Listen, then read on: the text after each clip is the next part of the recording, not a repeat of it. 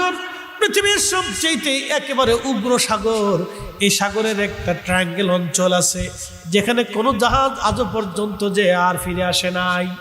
ওই সীমানার মধ্যে কোনো জাহাজ যদি পড়ে, কোনো জাহাজ যেতে পারে না।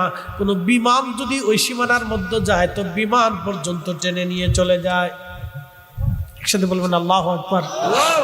বিমানও পর্যন্ত ওর উপর দিয়ে যেতে পারে না। কোন বড় জাহাজও, পৃথিবীর সবচেয়ে বড় জাহাজ ওর ভিতরে টিকতে পারে না, এটাকে নিয়ে চলে যায়।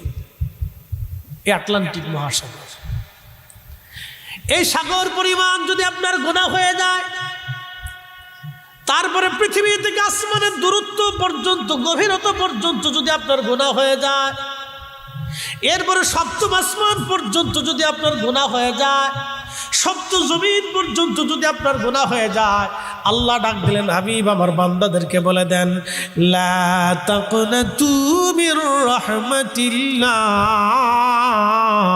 আমার রহমত থেকে যেন তারা নিরাশ না হয়।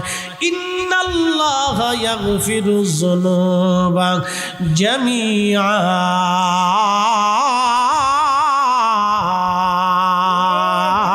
আমি আল্লাহ তাদের জীবনের সব গুনাহ মাফ করে দেব।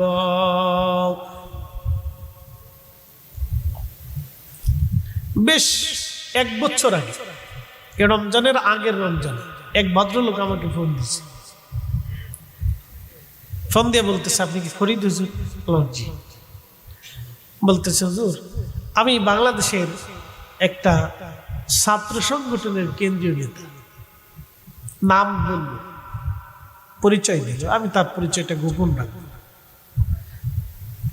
তো বলতেছে, হুজুর আজান শুনলে আমার শরীরে আগুন জ্বলত, আলেম দেখলে আমি সহ্য করতে পারতাম না, নামাজ রোজা জিকির ফিকির কি জিনিস আমি বুঝতাম না, জীবনে এমন কোন নিকৃষ্ট কাজ নাই যে আমি না করছি। আমাকে বলল, হুজুর আমি তওবা করছি, আপনার একটা ওয়াজ শুনে আমার জীবন পরিবর্তন আল্লাহ করে দিছে। আপনি বেলাল রাদিয়াল্লাহু আনহুর একটা ওয়াজ করেছিলেন, হুজুর যতবার শুনেছি ততবার কেঁদেছি, আল্লাহর কাছে মাফ চাইছি, আমি সব ছেড়ে দিছি, আমি রাজনীতি অর্থনীতি এই সব ছেড়ে দিয়ে একেবারে নিজেকে ক্ষান্ত করে দিয়ে তওবা করছি, দাঁড়িয়ে রাখছি, হুজুর 5 ওয়াক্ত নামাজ পড়ি, একটু দোয়া করবেন, ছোট্ট একটা চাকরি খুঁজতেছি, পেয়ে গেলে বাকি জীবন হালাল রুটি রুজি করে কবরে যাওয়ার ইচ্ছা আছে। একসাথে বলবেন আল্লাহু আকবার। হেদায়েত কি আমাদের হাতে? একসাথে বলবেন, আমাদের হাতে নাই, আল্লাহর হাতে। আমি তখন নিজেকে খুব আফসোস করতে লাগলাম, আহা আমারও আসলে একজন নিকৃষ্ট মানুষ উৎকৃষ্ট হয়ে গেল। তখনই আমি আয়াতটা তার শুনে বললাম, প্রিয় ভাই আমার, আল্লাহ আপনাকে মাফ করে দিচ্ছেন, জীবনের সমস্ত গুনাহকে আল্লাহ মাফ করে দিয়েছেন। এক সাহাবী নবীর খেদমতে সে কাঁদতেছে, নবী বললেন, কাঁদো কেন? বলি, ইয়া রাসূলুল্লাহ, ইয়া হাবিবাল্লাহ, আমি আমার নিজের 8টা কন্যা সন্তানকে জীবন্ত কবর দিয়েছি। হে মুসলমান, আমি আমার নিজের 8টা কন্যা সন্তানকে জীবন্ত কবর দিয়েছি। ইয়া রাসূলুল্লাহ, আল্লাহ কি আমাকে মাফ করছে? সাহাবী কাঁদতেছে। নবীজি বললেন, সাহাবী রে, তুমি 8টা কন্যা সন্তান জীবন্ত কবর দিছে, তোমার কি মায়া লাগে নাই? বলে, হুজুর 7টা কন্যা সন্তান জীবন্ত কবর দিছে, আমার একটু মায়া লাগে। কি কঠিন হৃদয়ের মানুষ দেখুন তো।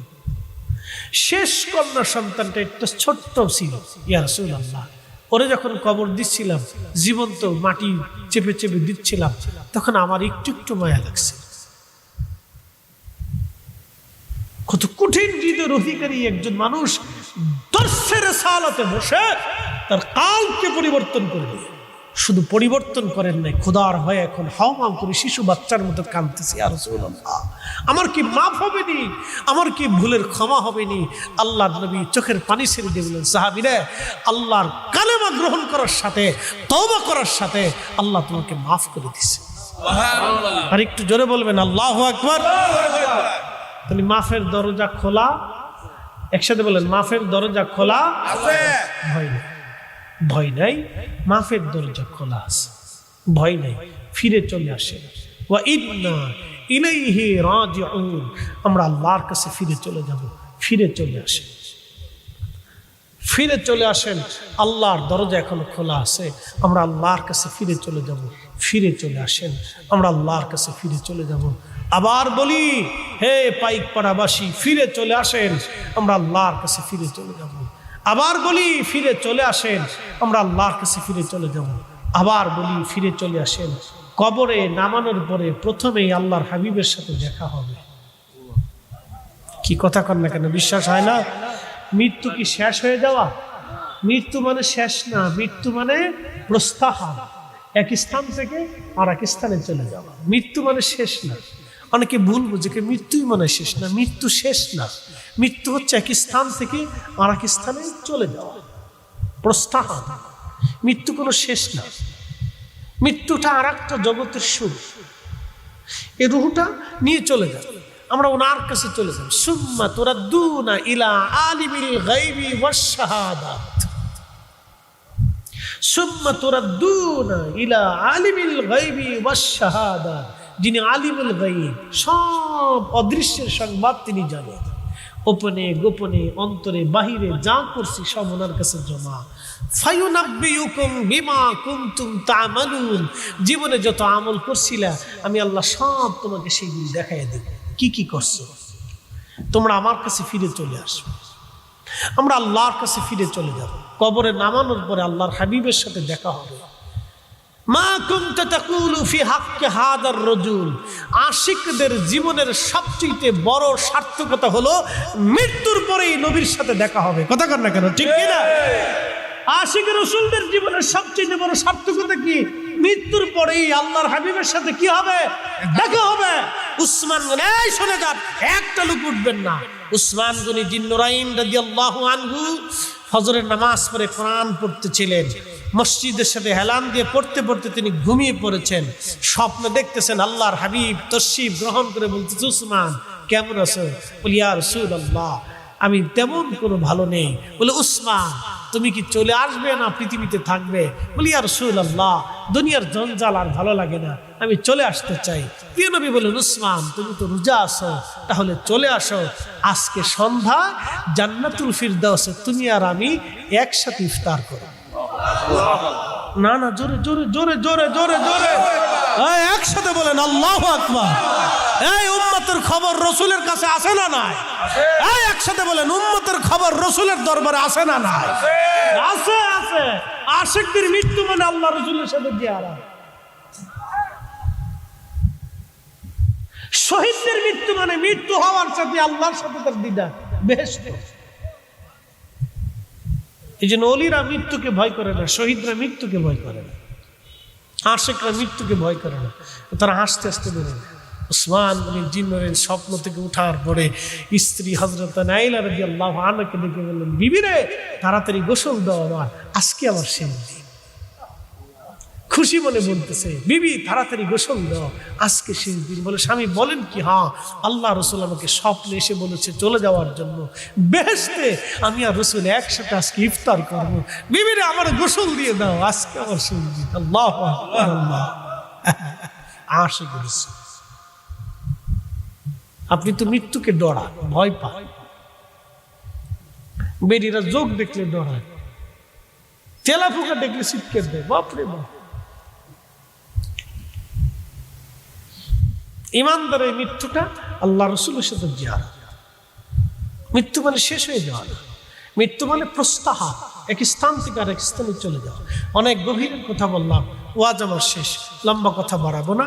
10টা মিনিট আমাকে সময় দিবেন, আপনাদেরকে নিয়ে দোয়া করব। মুরব্বীরা কবরের উপরে বসে আছে দোয়ার প্রতীক্ষায়। বাবা মা দাদা দাদি নানা নানি গুরুস্থানের কবরের বসবেন, উঠবেন না, কবরের উপরে বসে আছে দোয়ার প্রতীক্ষায়। দোয়ার প্রতীক্ষায় জানেন, তারা দোয়ার জন্য বসে আছে। ছেলে মেয়েরা আমার জন্য দোয়া করবে, তাবারুক কাছে নিয়ে যাবেন, এটা বরকতের খাবার, মেহমানদের জন্য আপনাদের জন্য তৈরি করা হয়েছে। আপনি না নিলে কে নিবে? আজকে জুমার রাত, জুমার রাত্রিবেলা প্রত্যেক মা বাবার রুহগুলি ঘরের আঙ্গিনে এসে দোয়ার প্রতীক্ষায় বসে থাকে। একসাথে বলবেন আল্লাহু আকবার। বল হুজুর আপনার নিজস্ব বানানো বলতে না, আল্লামা ইমাম ইবনে কাইয়িম কিতাব রূহের মধ্যে লিখছেন, ইমাম সুয়ুতী রাহিমাহুল্লাহ শরহ সুদূরের মধ্যে লিখেছেন। আল্লাহ রসুলের পবিত্র হাদিসে আসছে জুমার রাত্রিবেলা মা বাবার রুহগুলি কবরের উপরে এসে ঘরের আঙ্গিনে এসে দোয়ার প্রতীক্ষায় ডাকতে থেকে সন্তানদেরকে। আজকে জুমার রাত দোয়া কবুলিয়তের রাত। পৃথিবীতে কয়েকটা রাত খুব উত্তম রাত, ঈদ উল ফিতরের রাত, ঈদ উল আজহার রাত। এই দুই রাত্রেই মানুষ বেহায়াপনা করে, আনন্দ উল্লাস করে, ঈদের রাতে ইবাদত করে না। ঈদের রাত, জুমার রাত, ঈদ উল আজহার রাত, ঈদ উল ফিতরের রাত, এরপরে কদরের রাত, বারাতের রাত, এগুলি খুব বরকতময় রাত।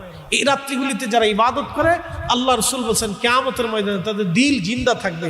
দিল মারা যায় না, দিল জিন্দা থাকে। একসাথে বলবেন আল্লাহু আকবার। জুমার রাত খুব মর্যাদাওয়ালা রাত, তো দোয়া করে যাবেন। শেষ আমার বক্তব্য, কথা বাড়াবো না। আবার বলি, ফিরে যাব কার কাছে? না, একসাথে বলেন, স্মরণ করাই দিই। ফিরে যাব কার কাছে? জোরে বলেন, ফিরে যাব কার কাছে? কি নিয়ে যাব? দুইটা জিনিস, ইমান আমল। জোরে বলেন ইমান আমল। জোরে বলেন ইমান আমল। জোরে বলেন ইমান আমল। দুইটা জিনিস নিয়ে যাব, এছাড়া আর বাকি কিছু নেওয়ার সুযোগ নেই। জীবনের যত পথ আপনি সফর করেন, যত হাজার কোটি টাকার মালিক হন, সাদা মার্কিন ওই কাফন ছাড়া বাকি আর কিচ্ছু নেই। বাকি দুনিয়ার কোনো সম্পদ আপনাকে দেওয়া হবে? শুধু সাদা মার্কিন কাপড়। যমুনা গ্রুপের মালিক মরে গেছে, তিনার জন্য মাত্র সাদা মার্কিন কাপড়, শেষ। হাজার হাজার কোটি টাকার সম্পদ পড়ে রয়েছে, শুধু সাদা মার্কিন কাপড়।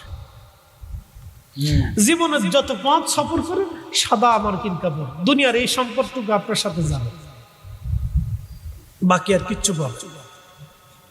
যদি বিশ্বাস করে থাকেন, একিন দিয়ে রাখেন, আগামী বছর মাহফিল হবে। একটা লোক বলবেন, হুজুর আগামী বছর দাদা দাদি পূর্বপুরুষ আর আমার সম্পদ থেকে মিন ক্বাবলি আইয়াতি আহাদাকুমুল মাউত, মরণ আসার আগে আমি আল্লাহর পথে আমার এই অর্থকে ব্যয় করব।